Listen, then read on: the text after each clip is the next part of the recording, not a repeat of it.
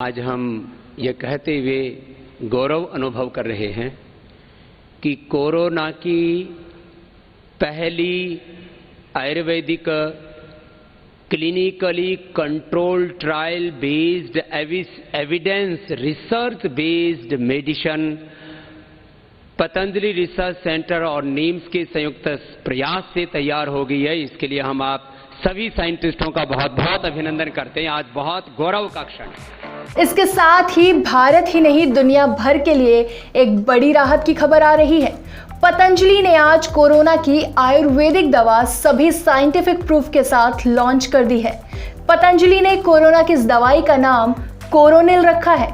पतंजलि के सीईओ आचार्य बालकृष्ण का दावा है कि आयुर्वेदिक दवा कोरोनिल से कोरोना के मरीज 5 से 14 दिन के भीतर ठीक हो सकते हैं। आज दोपहर 12 बजे दिव्य कोरोनिल टैबलेट लॉन्च कर दी गई है।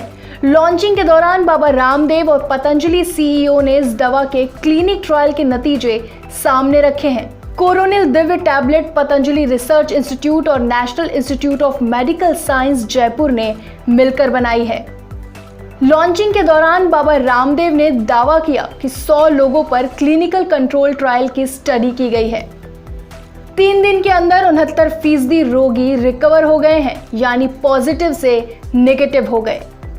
यह इतिहास की सबसे बड़ी घटना है। 7 दिन के अंदर 100% रोगी रिकवर हो गए। हमारी दवाई का 100% रिकवरी रेट है और 0% डेथ रेट है। पतंजलि सीईओ आचार्य बालकृष्ण के अनुसार कोरोनिल में गिलोय, अश्वगंधा, तुलसी, शवसारी रस और अड़ू तेल का मिश्रण है। उनके मुताबिक यह दवा दिन में 2 बार सुबह और शाम को ली जानी चाहिए। तमाम देश इसकी दवाई बनाने के लिए जद्दोजहद कर रहे थे, लेकिन बाजी मारी है पतंजलि आयुर्वेद ने। दुनिया भर के देश कोरोना वायरस की महामारी से जूझ रहे हैं।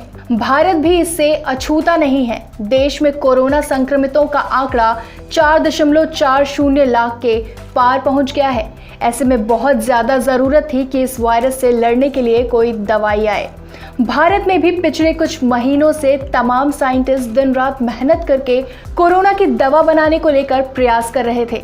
इस बीच पतंजलि और निम्स यूनिवर्सिटी ने मिलकर कोरोना की आयुर्वेदिक औषधि तैयार करने का दावा किया है। पतंजलि के सीईओ आचार्य बालकृष्ण ने ट्वीट करके इसकी जानकारी दी है।